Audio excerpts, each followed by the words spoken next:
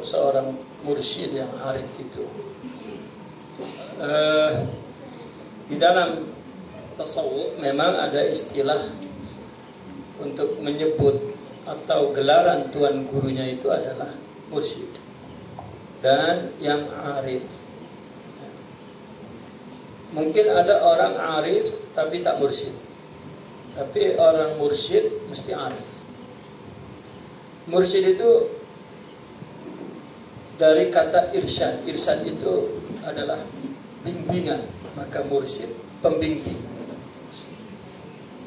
Kalau ilmu, muallim, pengajar ilmu.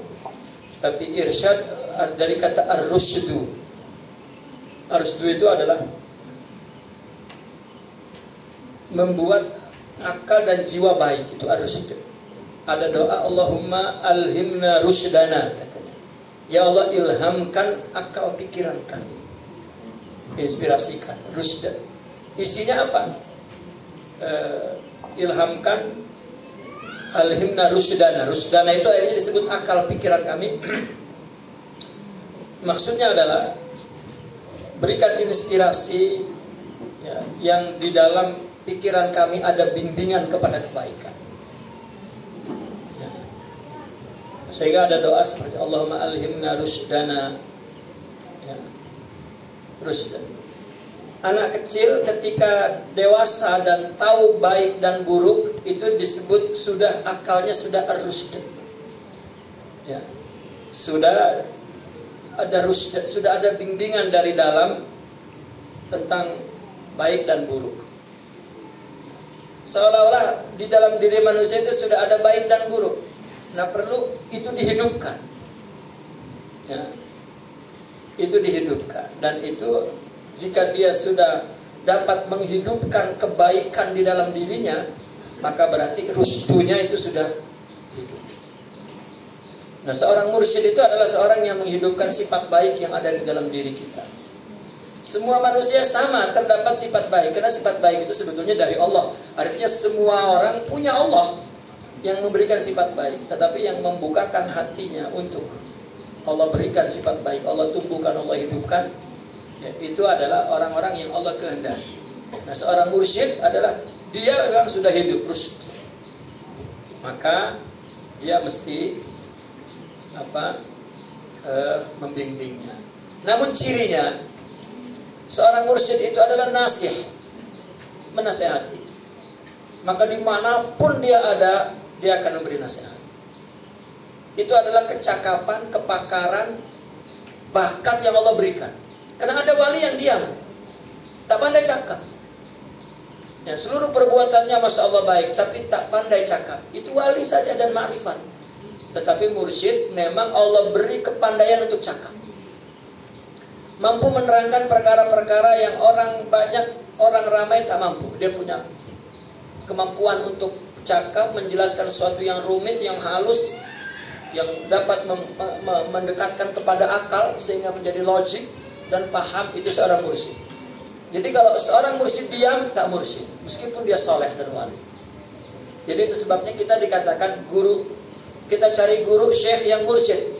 Artinya seorang mungkin berilmu tapi tak pandai cakap. Kan ada seorang yang pandai berceramah, lain berceramah dengan cakap irsyad lain. Tetapi itu pun bakat juga. Ya. Kadang kita punya sahabat-sahabat, punya kawan-kawan mengaji dulu bersama, tapi ada seorang saja yang jadi penceramah terkenal karena dia pandai. Itu pun satu bakat. Nah, mursyid ini orang yang punya bakat untuk berbicara tentang masalah rusyd ini. Masalah-masalah kebaikan di dalam jiwa. Dia mampu menerangkan tentang nafsu, hawa nafsu, tentang syaitan, tentang sifat mulia, tentang hakikat agama, hakikat Allah, dan dia mampu menjelaskan. Jadi cirinya mursyid mampu bercakap, menjelaskan tentang perkara-perkara yang halus, tentang jiwa, tentang rohani, tentang akhlak, tentang Tuhan, tentang yang itu adalah menjadi bimbingan jiwa, rusd. Nah, adapun ma'rifat, orang yang mengenal Allah. Orang yang mengenal Allah ini adalah orang yang punya sifat mulia. Mungkin orang sudah ma'rifat sifat-sifat mulia, sifat-sifat terpuji di dalam dirinya, maka itulah ma'rifat. Karena ma'rifat ini pengetahuan yang datang dari rohani. Nah, kalau seorang alim itu adalah orang yang punya pengetahuan yang datang dari ilmu pengetahuan, dari baca, dari mendengar. Tetapi ada orang yang memahami sesuatu dari sifatnya yang mulia di dalam hati. Orang yang tidak punya sabar dengan orang yang punya sabar berbeda dalam melihat sesuatu musibah. Orang yang punya sabar, mata batinnya akan melihat bahwa musibah itu anugerah di belakangnya. Maka dia mampu menunggui. Jadi sifat mulia itu punya mata batin, punya cahaya yang kalau sempurna maka menjadi makrifat yang sempurna.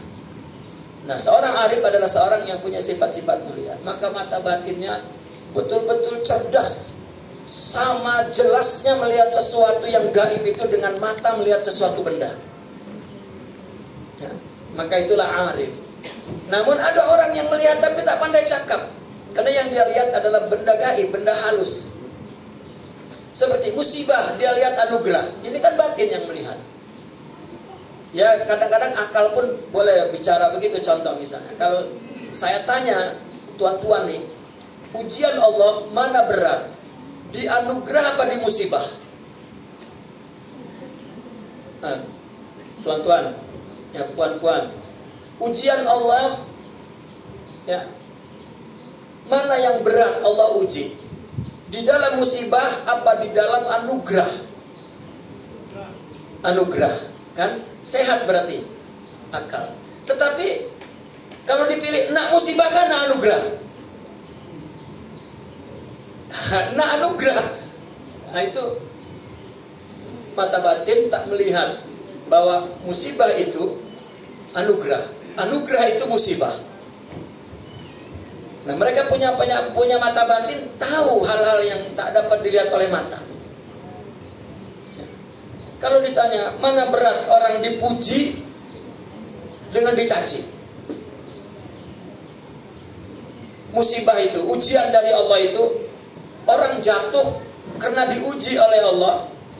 Di mana yang paling jatuh di saat diuji, dicaci apa dipuji? Ujian kejatuhan yang paling sakit di mana? Dipuji atau dicaci? Dicaci. Dipuji. Karena dipuji itu istidrak jatuhnya. Dipuji kan naik, lalu jatuh. Tapi kalau orang dipuji, dicaci, terus jatuh, tak sakit pun. Tapi jika Allah jatuhkan setelah dipuji, itu jauh lebih sakit. Ini akal sehat akan melihat itu. Tapi tetap orang nak dipuji daripada dicaci. Nah ini ma'rifat. Dia tahu perkara gaib. Perkara gaib ini bukan perkara ruh. Lihat ruh, lihat hantu, lihat jin, itu dukun. Ya, gaib ini adalah hikmah. Gaib ini adalah yang melakukan Allah, bukan siapa-siapa. Dia melihat Allah terus. Itu ma'rifat. Katakanlah mata batinnya. Namun ada yang tidak irsyad, tidak mampu melihat perkara ini dalam kehidupan dan dia mampu mempraktikalkannya dan mampu mengatakannya. Ya. Maka kalau kita bertanya kepada seorang wali saja yang ma'rifat, Tuan Guru bagaimana kita buat ini? Ada buat sajalah, nanti pun kau selamat, sudah. Tapi jika tanya kepada orang mursyid, ya karena nafsu itu bla bla bla bla bla bla bla. Kalau dibuat ini dia akan begini. Dia mampu menerangkan hal-hal yang secara logik, hal-hal yang tidak dapat dilihat oleh ilmu dan akal dan mata. Itu mursyid. Lalu bagaimana untuk mengetahui mursyid? Sebetulnya sudah tadi dijawab di sini. Tak ada jalan untuk mengetahui mereka kecuali jika orang yang ingin Allah, artinya ingin Allah, yang dia mulai bahwa ibadahnya, hidupnya mulai ditujukan untuk Allah, maka dia akan jumpa orang yang akan menjadi pembimbing kepada Allah. Karena mursyid adalah pembimbing kepada Allah. Maka orang yang ingin Allah, maka akan jumpa dia. Kalau orang tak ingin Allah, mungkin jirannya, mungkin sahabatnya, mungkin dia jumpa senantiasa, tapi dia tak nampak. Karena yang dia adalah ingin karomat, ingin hero, ingin bomoh. Jadi dia akan jumpa nanti guru bomoh. Ya. Tak akan jumpa mereka para wali, para mursyid. Sebetulnya logik, orang yang sedang memikirkan tentang ekonomi, dia akan jumpa pakar ekonomi. Karena yang Allah beri, maka Allah yang akan membimbingnya. Hakikatnya adalah Allah juga. Wallahu a'lam. Siapa mau bagi soalan dalam bentuk tulisan, boleh. Untuk tulis soalan di kertas begini, bagi anak. Kan?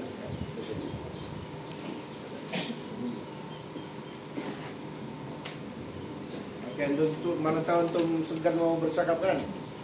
Untuk tulis soalan nanti anak isi lah. Boleh? Termasuk juga kawan-kawan ibu bapak boleh tulis soalan. Oke, anak-anak mata sama juga untuk tulis soalan. Jadi muslimat yang tulis soalan. Muslimin wajib ada soalan. Kalau tidak ada soalan, antum tidak boleh balik ke pulau.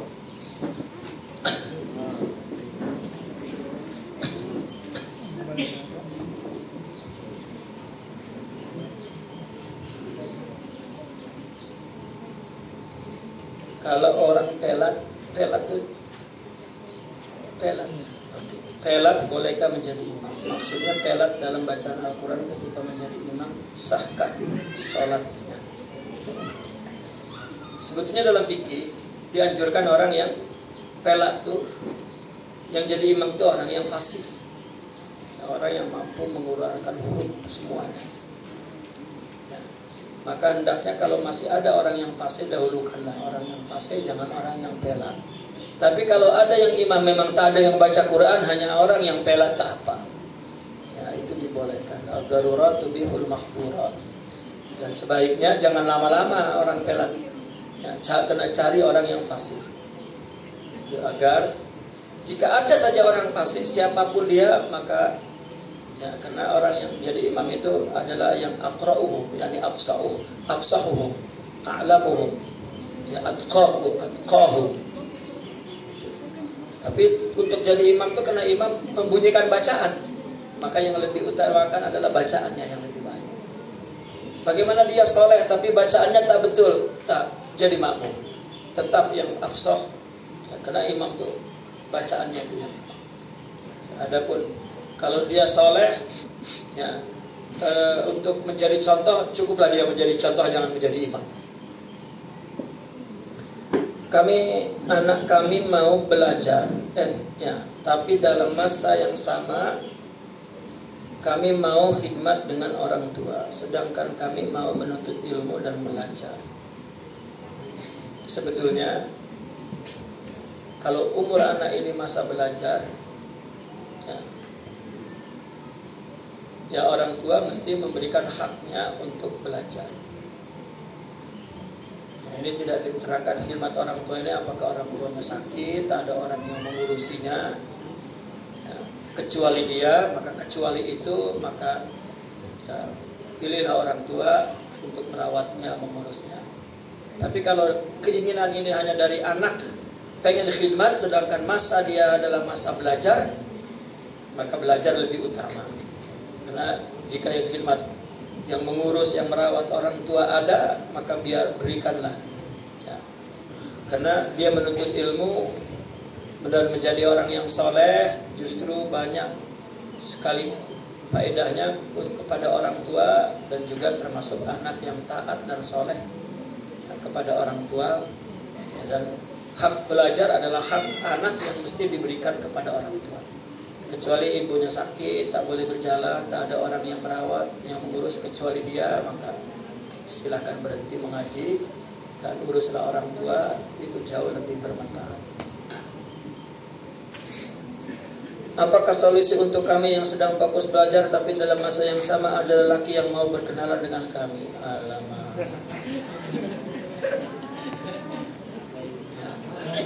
Mestinya di sini ditulis umurnya berapa gitu kan.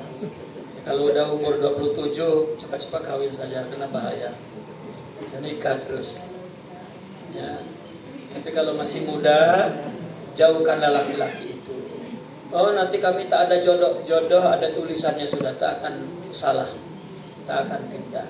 Memang akal kita ini merasa kalau menolak orang nanti tak ada kaitannya, tak ada. Ya. Tak ada. Jodoh sudah di tangan Allah. Ya. Saya selalu memberikan nasihat seperti itu. Ya, kita selalu beri nasihat. Rupanya Allah menguji. Ada orang melamar anak saya, belum lama, baru berapa hari. Ya, melamar anak saya ingat setelah melamar terus menikah. Rupanya selepas melamar dia minta ditangguh. Ya, karena dia masih tengah mengaji di Mesir. Ya, tengah mengaji di Mesir, master dua-duanya. Jadi dia kata nanti selepas master tak ada. Kenapa kamu berani khidbah anak saya? Saya ingat kamu nak terus nikah.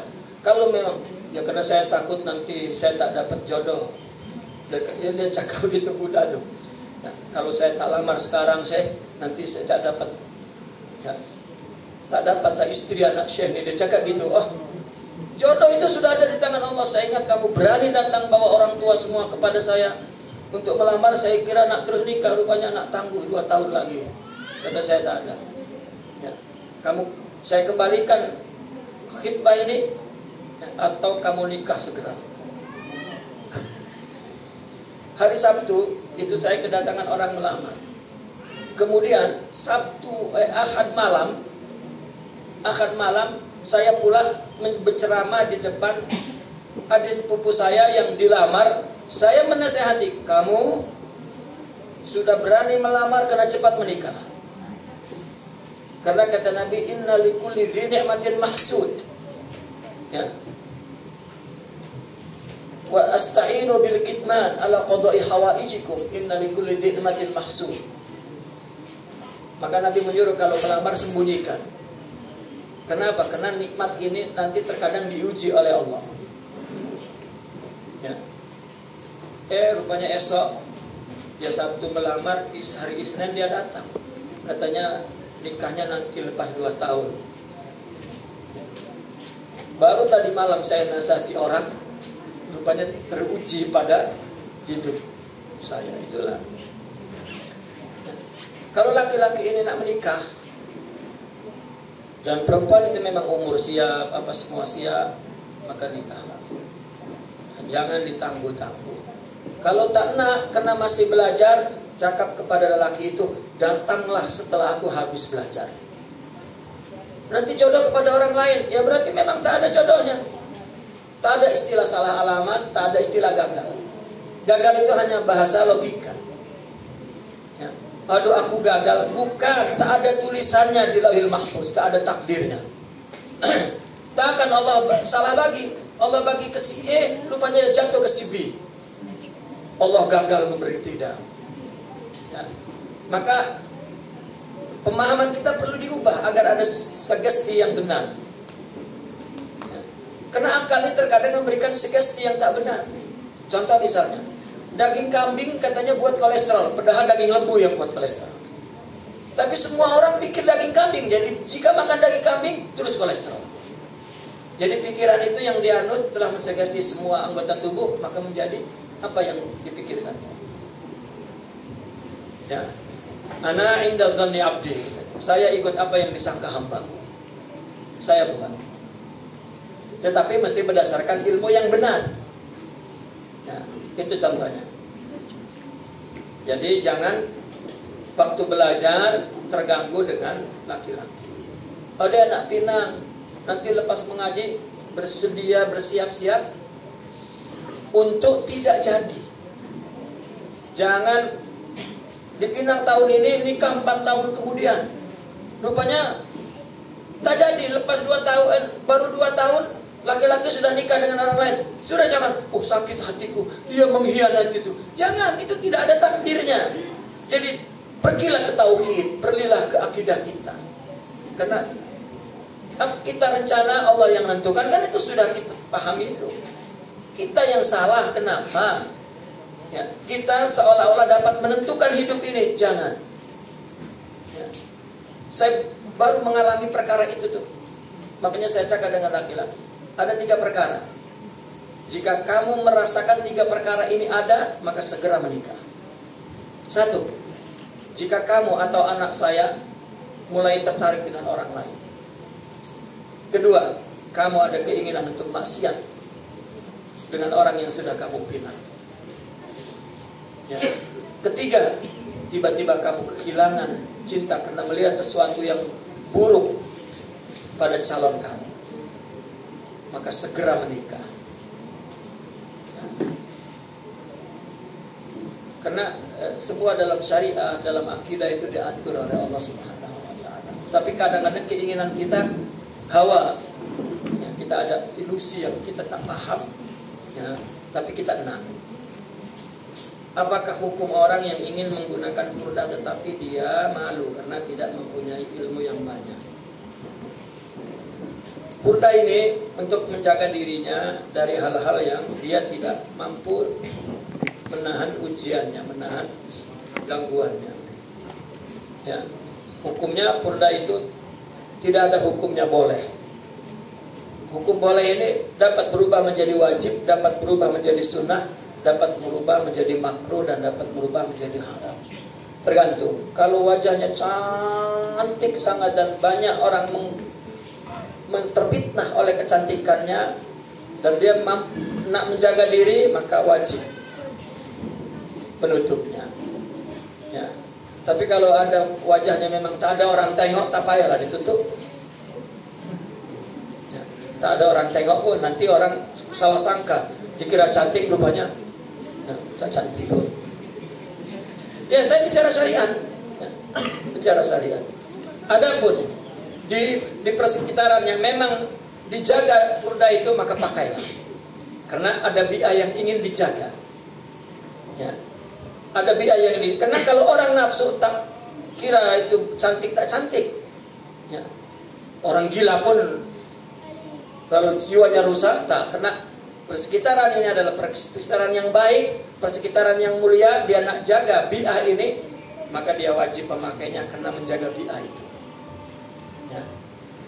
Menjaga bi'ah itu. Nah, oleh karena itu hukumnya tergantung situasi dan keadaan. Ya. Adapun pendapat ulama, ada yang mengatakan sunnah, ada yang mengatakan wajib, dan ada yang mengatakan boleh. Jadi jika sudah berbeda, maka mesti yang paling benar adalah yang paling mudah, yaitu boleh. Itu kalau berikhtilaf. Kalau tak, maka sunnah-sunnah, wajib-wajib, ya, haram-haram. Al-halalu bayyinun wal haramu bayyinun. Bagaimanakah cara terbaik mengenal emosi di saat guru marah, walhal bukan kesalahan kami?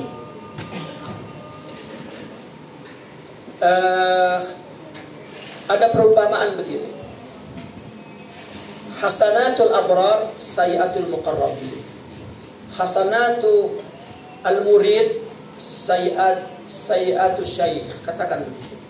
Hasanatul talib itu sayiatul ustaz. Ya. Hasanatul aulad itu sayiatul al-walidain.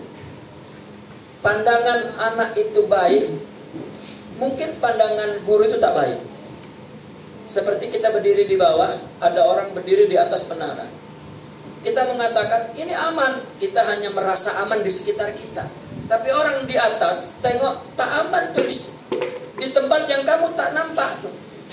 Jadi dia mengatakan kamu tidak boleh buat itu dan kena buat ini, karena kamu akan terkena sesuatu musibah yang mengganggumu. Kita melihat tak ada aman pun, dan kita yakin betul aman, tapi kita tidak tahu selepas itu apa. Nah, orang yang nampak di atas, dia tahu. Ya, dia sudah beritahu kita, bekali kita yang kita belum menghadapi. Maka seolah-olah kita menyangka bahwa guru marah kepada kita salah, karena kita oke saja. Nah, ya, guru membekali yang lebih jauh daripada itu. Katakanlah orang tua tak bagi anaknya lari ke jalan nanti dilanggar. Anaknya merasa aman. Tapi tak boleh anak mengatakan ayah pun tak boleh ke jalan nanti dilanggar. Ya, tak dapat. Karena orang tua boleh menjaga diri. Meskipun itu tempat yang akan ada yang melanggar, tapi orang yang besar boleh menjaga diri, tapi budak tak boleh menjaga diri. Meskipun dia merasa boleh, tetap. Ya. pernah pengalamannya, tidak pernah mengalami, tidak paham situasi dan lain sebagainya. Maka itu sebabnya orang dengan guru itu mesti punya siqah, punya kepercayaan. Seperti orang dengan kekasihnya, kalau punya kepercayaan maka dia boleh buat apa saja. Ya. Maka juga kepada guru demikian. Ya. Bahkan di dalam tarbiyah, bukan di dalam tarbiyah, kita kepada Allah tetap disuruh minta maaf, beristighfar meskipun tidak berbuat dosa.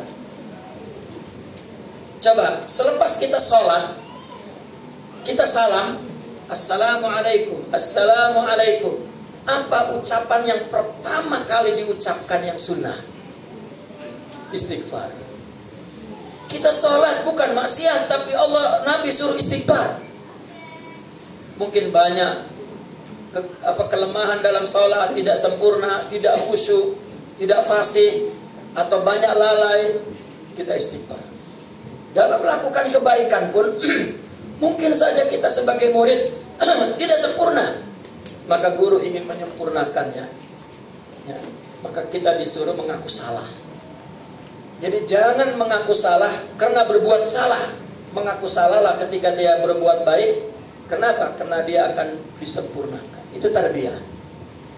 Jadi jika kita punya kepercayaan kepada guru seperti kepercayaan kepada Allah, maka bukan hanya pujian yang mudah-mudah, yang senang-senang kita terima, yang kita tak senang pun kita tetap terima. Itu sebab kita disunahkan pagi dan malam itu mengatakan apa? Raditu billahi rabba wa bil islami dina. Aku ridha yang jadi Rabb ini. Apa yang jadi Rabb? Rabb ini yang mengatur, yang menentukan enak tak enak, susah, senang, menangis, ketawa. Yang mengatur hanya Allah, ya. Memang sebabnya mungkin orang lain kita jadi sedih, kita jadi susah, tapi kita mengakui hakikatnya Allah. Inilah raditu billahi rabba. Nah, kita mengaji kepada guru itu dilatih seperti itu. Aku ridho itu guruku, selesai. Marah aku, ya, puji aku, salahkan aku, betulkan aku, mereka tujuannya pasti mulia dan baik. Dengan memahami keadaan ini dan punya kepercayaan, maka mesti dia akan melihat kebaikan ketika dikritik, ditegur, dimarah oleh guru dan lain sebagainya. Tanya ibulah, seorang ibu itu boleh mencubit anaknya, tapi itu bukan dari benci, tetapi dari kasih sayang. Ya, sambil menangis ibu itu sambil memukul. Katanya dia mengucapkan aku sayang sama kamu, tapi dipukul. Karena ada keburukan yang dia lihat, yang dia ingin tegur. Dia inginkan kita baik.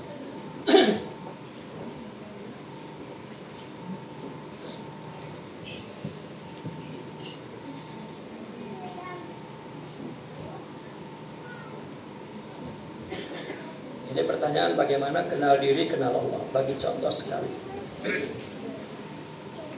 Ini pertanyaan mudah saja, hanya berapa kata tuh. Tapi saya akan jawab perlu setengah jam. Kenal diri, kenal Allah. Nanti saya akhirkan jawabannya. Macam mana jikalau imam itu terkentut semasa sholat? Haruskah orang yang di belakang imam itu maju ke hadapan untuk menggantikan imam? Ya, kalau imam terjadi sesuatu maka imam silakan keluar dan majulah. Kalau memang banyak makmumnya, ya, majulah ke depan untuk menggantikan imam. Seperti imam bacaan sedang baca Quran lalu serat tak mampu keluar suara, maka mundur dan sambung dengan orang yang di belakang. Sahkah apabila imam terlupa membaca bismillah sebelum? Rasanya tak lupa, tak akan lupa. Kenapa tak akan lupa? Kalau dia mazhab Syafi'i mesti membaca. Orang yang membaca berarti mazhab lain, ya. Kalau dia tak terbaca, artinya dia mazhab lain dan sah, ya, karena dia bacanya pelan. Alhamdulillahirabbil alamin. Tapi kalau dia mazhab Syafi'i, maka maka mesti ya, dia baca. Karena madzhab Syafi'i bismillah termasuk Fatihah. Ya. Ya bismillah termasuk Fatihah. Gitu.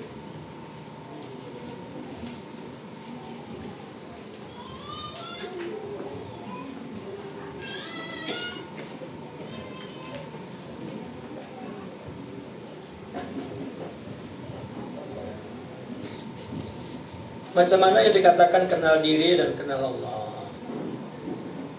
Sebetulnya kenal diri itu bukan untuk mengenal diri. Ini saya ringkas sajalah, tak perlu setengah jam. Jadi kenal diri itu kita menyangka diri kita ada. Nah maka suruh kenali, iya kah ada? Ternyata setelah kenal, dia baru tahu bahwa ternyata dia tidak ada. Apa artinya? Bahwa ternyata dia diadakan oleh Allah, bukan ada sendiri. Nah, dengan dia mengenal bahwa dia diadakan, maka setiap saat keberadaan dirinya adalah pemberitahuan Allah tentang diri Allah, bukan diri kita. Diri kita tak ada. Kita punya ilmu, sebetulnya Allah punya sifat ilmu diberikan kepada kita, maka itu bukan kita, adalah Allah. Ya. Kita diberi musibah, Allah yang beri musibah, bukan kita. Ya. Kita diberi sakit oleh Allah, Allah yang beri sakit. Coba kita bayangkan, kalau Allah cabut rasa sakit dan kemudian ada orang yang memukuli kita tidak sakit, kita mesti terheran-heran dan tidak ada faedahnya pukulan itu. Ya. Tidak ada manfaatnya, tidak ada hikmahnya. Maka yang tidak enak hikmah, yang enak rahmat. Maksiat hikmah, taat adalah rahmat. Dan kedua-duanya keluar dari kasih sayang Allah. Jadi seseorang untuk mengenal Allah tidak perlu mencari kemana-mana. Karena untuk mengenal Allah dengan mata kepala sendiri tak dapat. Karena Allah gaib mutlak. Ya. Maka Allah sudah berikan definisi tentang dirinya adalah diri kita. Jadi kita melihat apa yang terjadi diri kita, mulai adanya diri kita, itu sudah pemberitahuan tentang adanya Allah. Selanjutnya apa yang terjadi pada diri kita, itu adalah kehendak Allah yang terdapat di dalam ilmunya. Allah punya ilmu, isi ilmu adalah makhluk. Ketika ilmu itu dituangkan, itulah makhluk. Maka apa yang terjadi pada diri kita, sebetulnya kehendak Allah akan apa yang ada dalam ilmunya. Dan kita adalah jendela, jalan, tempat, objektif untuk melihat Allah. Jadi apa yang terjadi yang kita lihat Allah. Allah. Allah. Jika dia melihat itu, berarti dia telah mengenal Allah. Karena Allah berfirman, "Sanurihim ayatina fil afaq wa fi anfusihim hatta yatabayyana lahum annahul haqq." Kata Allah, aku akan perlihatkan tanda-tanda aku ada, tanda-tanda aku punya sifat pada alam semesta ini dan pada dirimu, sehingga nyata bagi kamu bahwa dialah hak, dialah Allah, bukan sesuatu yang tidak ada. Dia berasal dari yang maha ada. Kalau melihat alam semesta dengan akal, tapi melihat diri dengan zauq, dengan ma'rifah. Jadi man arafa nafsa faqad arafa rabbah. Ya. Itu barangkali jawaban yang salah satu jawabannya yang saya ringkas. Dan banyak jawaban-jawaban lain yang lebih luas. Ya. Insya Allah nanti pun ada soalan itu lagi, saya jawab lagi dengan jawaban yang lain. Wallahu a'lam bishawab.